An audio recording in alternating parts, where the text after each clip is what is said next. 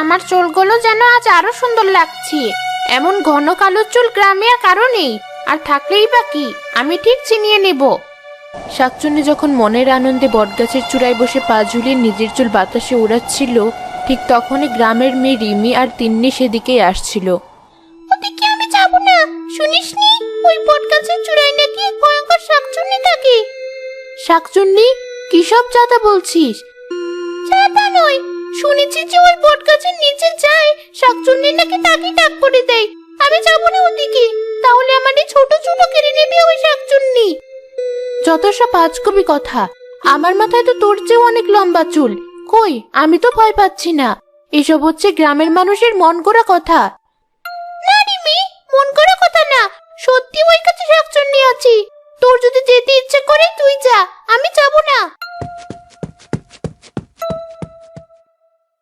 ধুর, আজও যেতে পারলাম না ওদিকে, কিন্তু একদিন আমি ঠিক যাব ওখানে।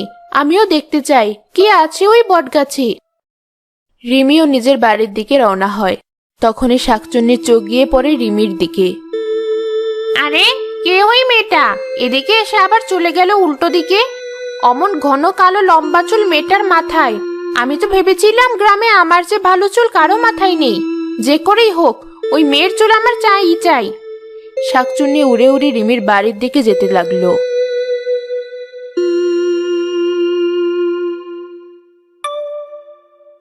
এই তো মেয়েটা এই বাড়িতে ঢুকছে, তার মানে এটাই ওর বাড়ি। যে করেই হোক মেয়েটাকে বটগাছের নিচে নিয়ে যেতে হবে। ততক্ষণ আমি না হয় এই তাল গাছেই থাকি।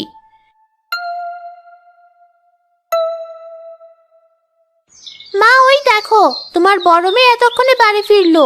এই বর্ধপুরেও টোটো না করে ওর হচ্ছে না। তুই আবার কি শুরু করলি? নিজের বড় বোনকে কেন তুই এত হিংসা করিস? হিংসে না ছাই, কি এমন আছে তোমার মেয়ের যে হিংসে করব? এক ওই লম্বা চুল ছেড়ে কি আছে তোমার মেয়ের? মা, কি হয়েছে?